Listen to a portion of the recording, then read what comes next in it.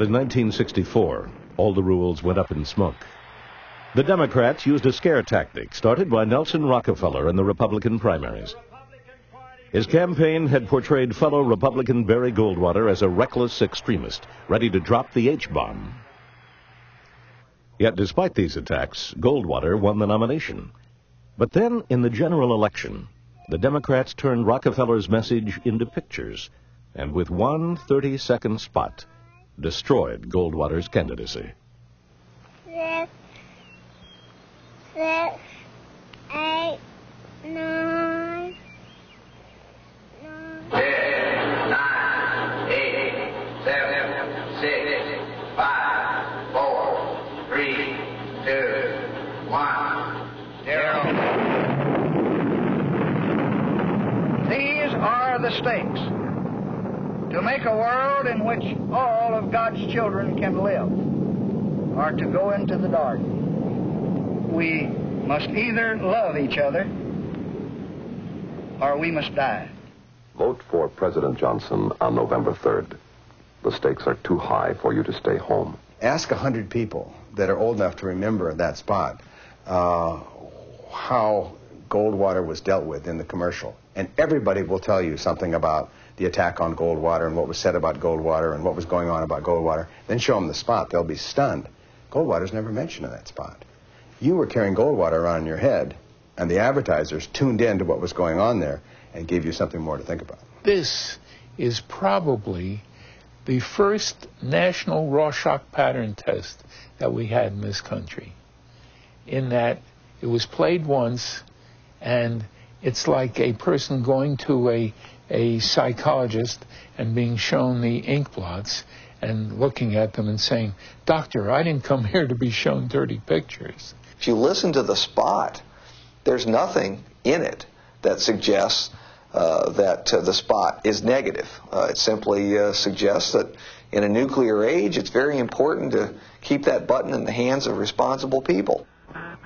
The Democrats reinforced the responsibility message with a complete campaign designed to tap into people's fears of Goldwater as a threat to personal safety and security. Now, children should have lots of vitamin A and calcium, but they shouldn't have any strontium-90 or cesium-137. These things come from atomic bombs. In a Saturday Evening Post article dated August 31st, 1963, Barry Goldwater said, "Sometimes I think this country would be better off if we could just saw off the eastern seaboard and let it float out to sea." Can a man who makes statements like this be expected to serve all the people justly and fairly? The Republicans struck back by attempting to create some associations of their own. They used crude editing techniques to suggest Lyndon Johnson was causing rampant moral decay in the country. But just 4 years later, the party had obviously polished its techniques.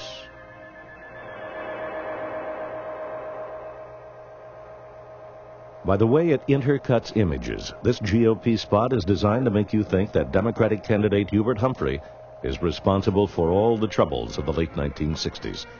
The spot caused such outrage, it was pulled after airing only one night on national TV. You'd expect a spot like this to fire debate between such long-time opponents as Republican Roger Ailes and Democrat Bob Squire, who've been working against each other since the Humphrey-Nixon campaign. However, their positions might surprise you. What people had in their head that year was a vague memory at election time of a riot in Chicago and Humphrey there. And I think what the Nixon people were trying to do was to put that back together, refresh your image, so that before you voted, you were actually reminded of that all over again. We were fair game. I think it's unfair when you superimpose somebody's image and make it look like it was his or her responsibility for what happened. But in 1968, I think we were still experimenting with techniques in those days, and we left it up to the American people to tell us whether it was fair or real or whether we should ever do it again. The Democrats played the mind game, too, unleashing two powerful attack ads created by Tony Schwartz. Who is your choice to be a heartbeat away from the presidency?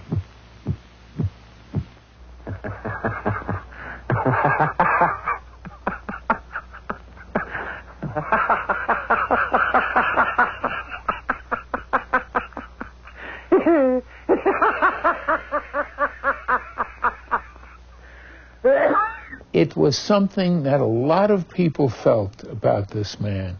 And I think in the course of time, it turned out to be very true. It's the equivalent of name-calling.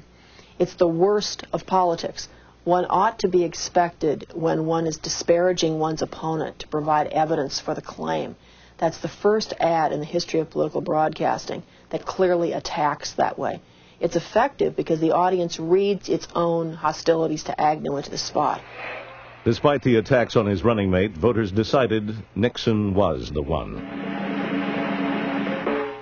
The McGovern Defense Plan. He would cut the Marines by 1/3. By 1972, it was clear the Republicans had learned the visual language of television. Nixon was reelected in a landslide, but the Watergate scandal in '73 ushered in a great distrust of politicians.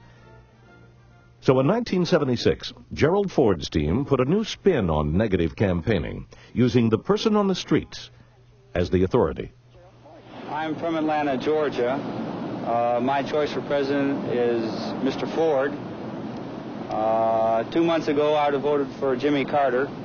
The more I know about Jimmy Carter, the less I think I'll vote for him. 1980 was unusual in that Ronald Reagan's attacks on President Carter were based on real issues, not on perceptions. And the cold, hard fact of the matter is that our economic, military, and strategic strength under President Carter is eroding. 1984 was noteworthy because the Republicans launched a two-pronged attack. The first was direct, using sarcasm as its main weapon. Walter Mondale thinks it would be nice if you put in some more overtime and help pay for his promises with your taxes. What do you think? Right. Walter Mondale thinks you can squeeze some more tax money out of your household budget. What do you think? Vote for President Reagan. You have better things to do with your money than pay for Walter Mondale's promises. The second attack was indirect, subtly positioning negative statements against positive images. Workers are returning to factories that just 4 years ago were closed. And America is back with a sense of pride people thought we'd never feel again. Now that our country is turning around, why would we ever turn back?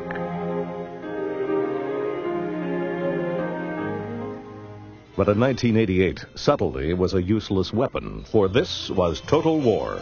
The Bush campaign effectively took a news cut. It wasn't an ad, but it was a news cut, of course, of Dukakis riding with a hat seated low underneath the tank, and then with voiceover, apprised of some of his positions that he had taken against a strong defense. Dukakis opposed the stealth bomb and a ground emergency warning system against nuclear attack. He even criticized our rescue mission to Grenada and our strike on Libya. And now he wants to be our commander-in-chief. America can't afford that risk. The creator of the tank spot, Roger Ailes. Michael Dukakis had really spoken out in his lifetime about every piece of military equipment except the bow and arrow. I mean, he really was anti-military. Then he went out, and because he realized he had a male gender gap, he needed some military, he went and jumped in a tank and put on the helmet and looked like Rocky the Flying Squirrel. Dukakis fired back directly at Bush. I'm on the record for the very weapons systems his ads say I'm against. I want to build a strong defense. I'm sure he wants to build a strong defense. So this isn't about defense issues. It's about dragging the truth into the gutter. The Democrats then brought the campaign down to the vice presidential level, resurrecting the heartbeat away theme they used against Nixon and Agnew 20 years before. 1 in 5 has had to take on the responsibilities for the most powerful office in the world. For this job, after 5 months of reflection, George Bush made his personal choice, J. Danforth Quayle. Hopefully, we will never know how great a lapse of judgment that really was. But the greatest controversy arose from a soft-on-crime spot that revolved around a prison furlough program in Dukakis' home state, Massachusetts.